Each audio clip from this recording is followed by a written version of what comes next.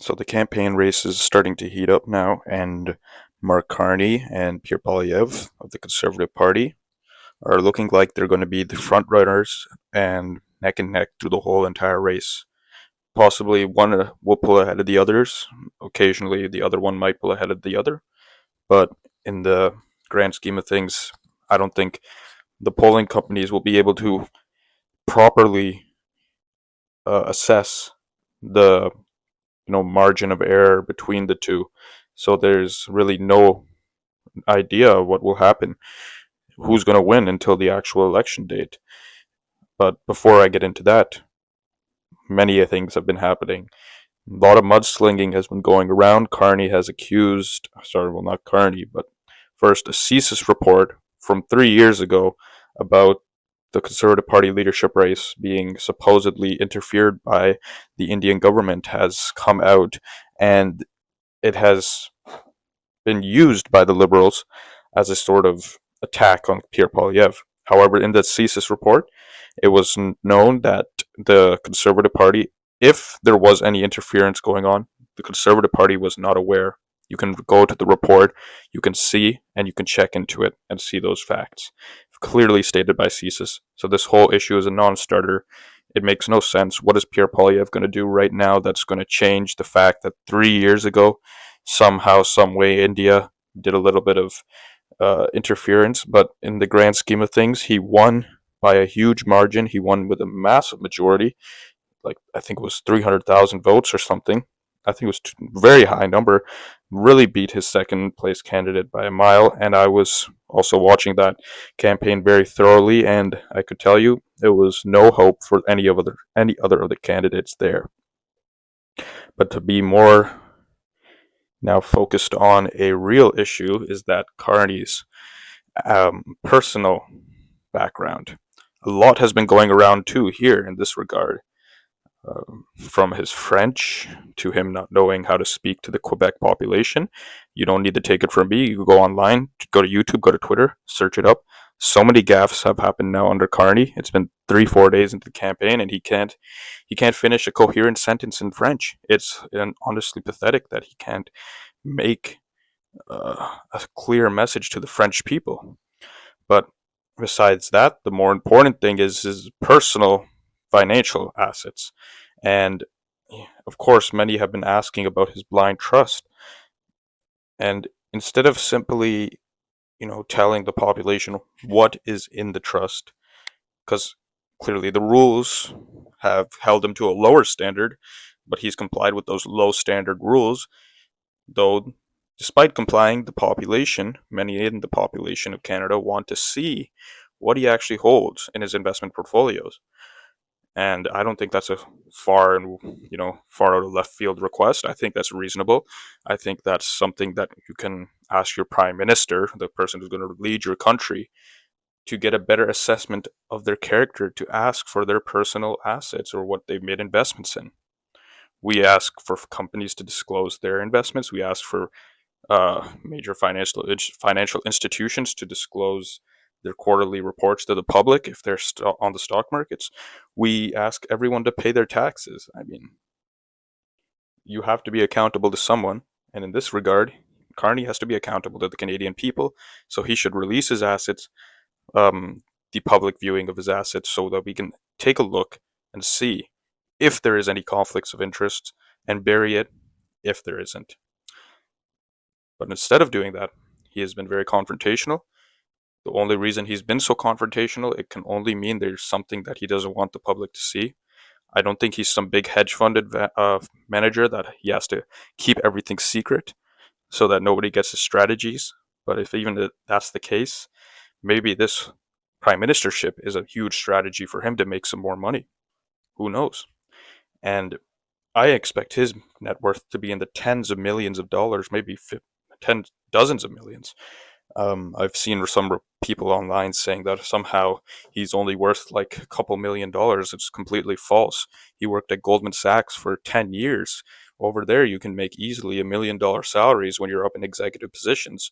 He's worked in the public sector. He's had high level positions, and on top of that, he's had many speaking and publicity opportunities. He's written a high, like, world selling book, the what's it called, Values, which has got much notoriety here in Canada because of who he is and what he stands for in terms of his new economic theories, both good and bad.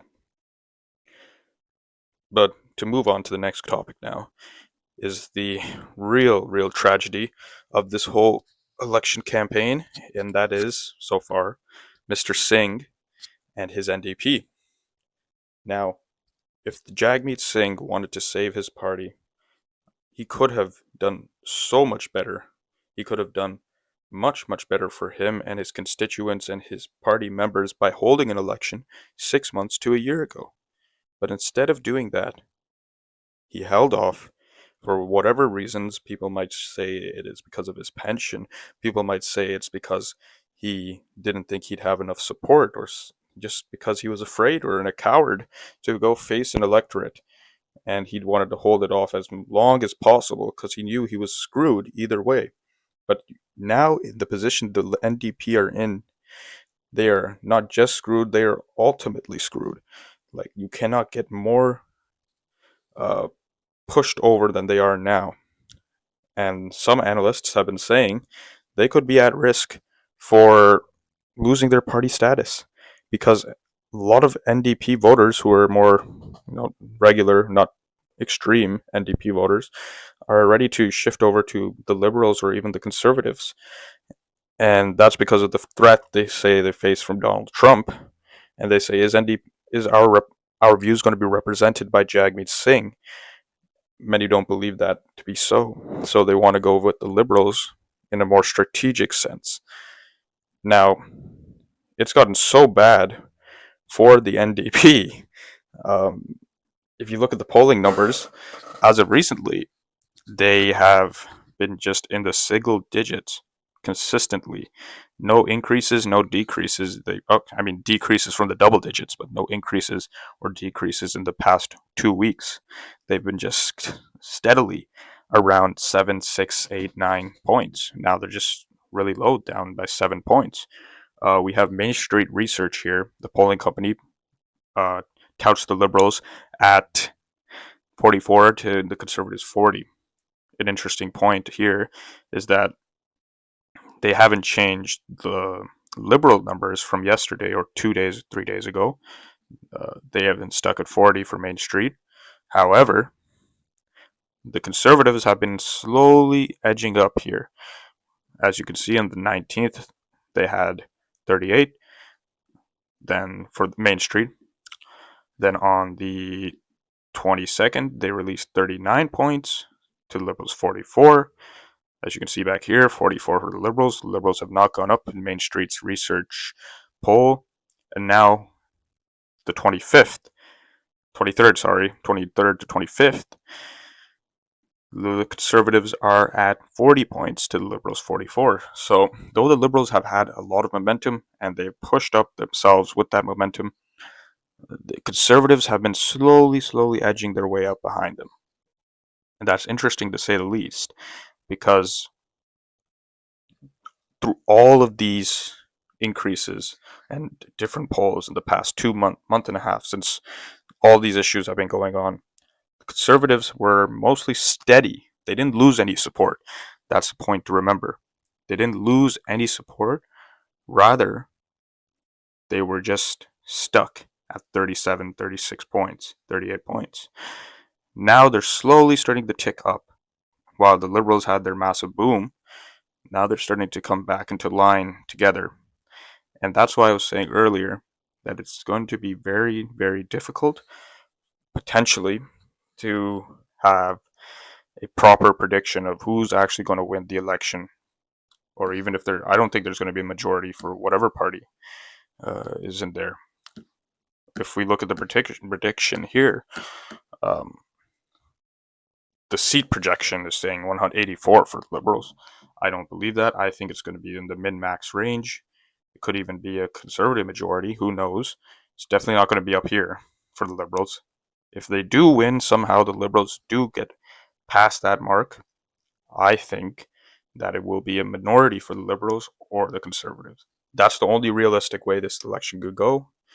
Um, if you're saying majority for either party, you have to be a little bit um, wishful in your thinking. But that's what I think so far in the campaign. I think things have been getting heated. They've been getting contentious, very, very kind of dirty too. Mudslinging going on between the liberals and conservatives, going at each other and getting kind of personal here. But let's see what happens now. We're 5 days in. We've got 30 days, I think, to go. It's going to keep getting more interesting as we go on. Thank you guys for watching and have a wonderful day.